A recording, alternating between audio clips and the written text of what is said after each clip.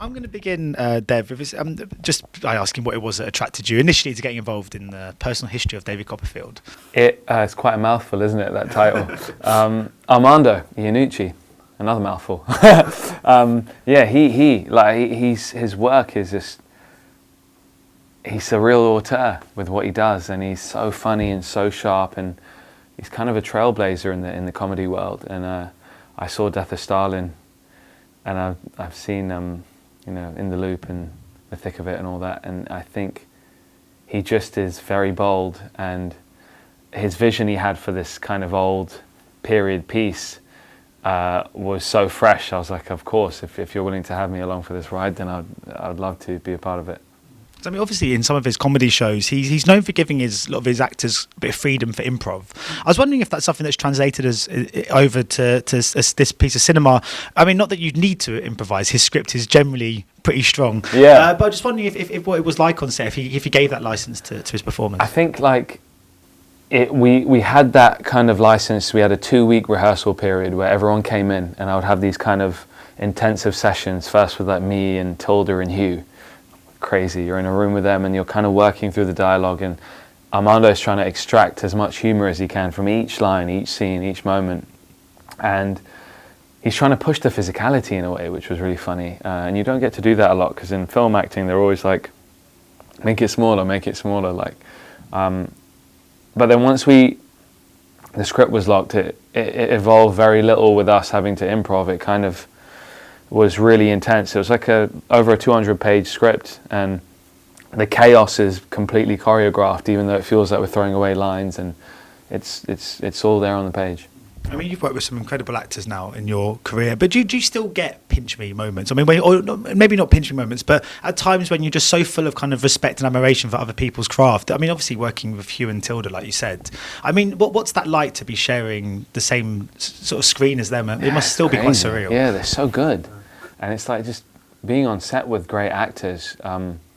They make you, they kind of, the entire kind of, all the planets of the solar system revolve around them. Like, you're just watching how they set the tone of the scene. And it's really amazing to step into the ring with great actors like that, because you learn so much from just watching and being next to them. And they're all so generous, you know. Even Peter, I remember when I was just having anxiety attacks at the beginning of this, so I was so terrified of it. He took me aside and gave me this little pep talk, and he was brilliant. Yeah. Is there any corpsing on a pro thing? Like, I mean, I'm just this full of just funny people. I mean, Tilda's hilarious as well. Yeah. I mean, is there any moments that sort of Armando had to just sort of sit there and go, guys, can you focus? He's most of the time he's ruining the takes because he's so funny. He's like, it's all about laughing and having a great time. So I don't think there was ever like, it was very welcomed to laugh and ruin takes, because he wanted, you know, to do good comedy. What I've learned is you have to be bold and be willing to do something and fail spectacularly. And it's only if you can go there that you can find the edges of that humor, I think. I mean, obviously, roles like this in British period dramas set from this time period, they haven't traditionally existed for non-white actors. I'm just wondering about how refreshing it was to be offered this role. Were you quite surprised in some regards? Because yeah, yeah, absolutely. When I first sat down with him, I'm like, "Are you sure?"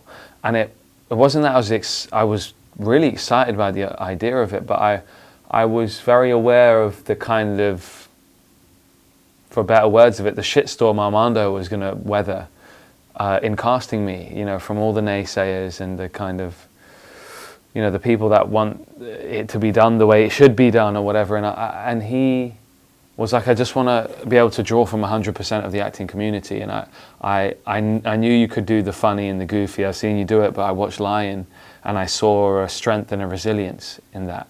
And that's the journey that David goes on.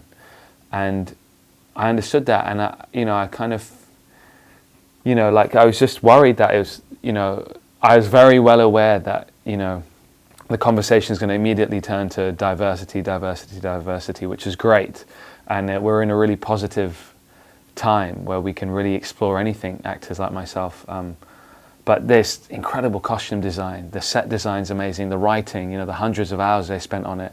You know, there's so much more to the movie than just that, and I was very aware that I didn't want the narrative to just be solely focused on the color of the lead actor's skin.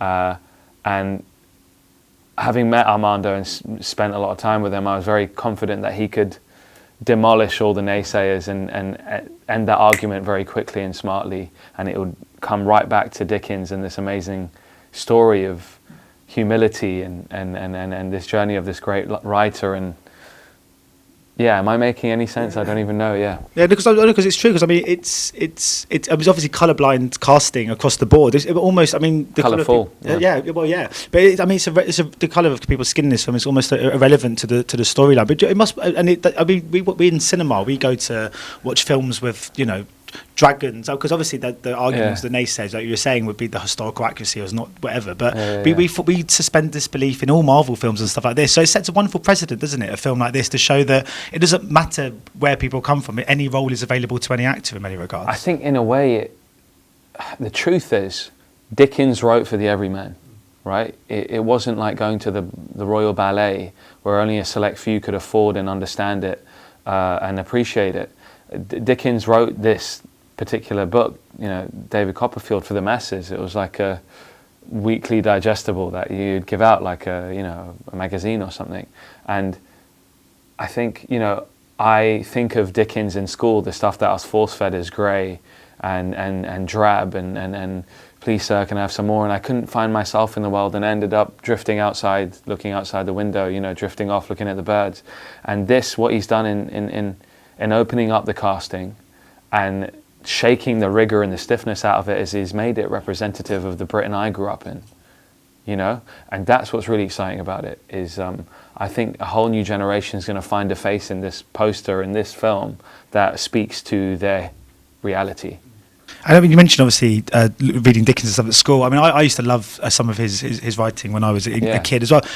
It seems that it's so timeless. What do you think is the everlasting aspect then of Charles Dickens' work? I think stuff like this reminds you of how timeless it is, and that, back to the other point, is that, you know, people dwell on the suffering and stuff so much, but actually Dickens is so funny, and in the darkest of times and in the darkest moments, there's these larger than life characters. There's so much humor and buoyancy, and color, and that's what I think Armando's managed to extract from that. And they're just instilled these kind of things of, this is a story about humility and kindness, and in a time when everyone's looking for something more from their movies, to do something so uncynical, people don't expect that, you know, from Armando. These are satirists, they expect him.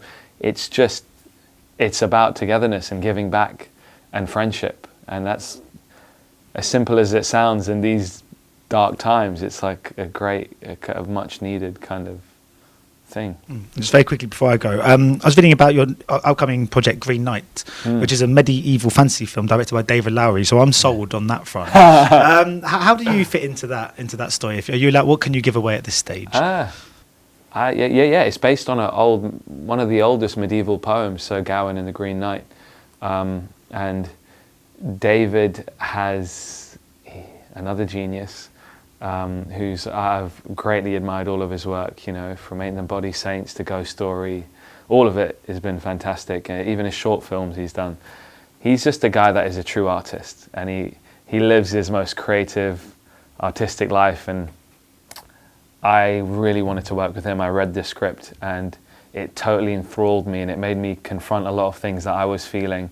And when I sat to speak with him about the script, I couldn't quantize what it made me feel. There was just so much, and it was kind of abstract and not laid out in a very black and white fashion. And he just, I don't know, it was cool, and he wanted me along for the ride too, and it's been so much fun. I get to ride a horse and wear some armor and do some cool stuff. But it's a wacky film. It's going to be great, I think. Brilliant. Well, thanks so much for your time today. Much appreciated. Thank you. Cheers. Ladies and gentlemen, you're watching Hey You Guys! Hey You Guys, huh? Hey You Guys. Is that from the Goonies? It is indeed, yes. Nice. Hey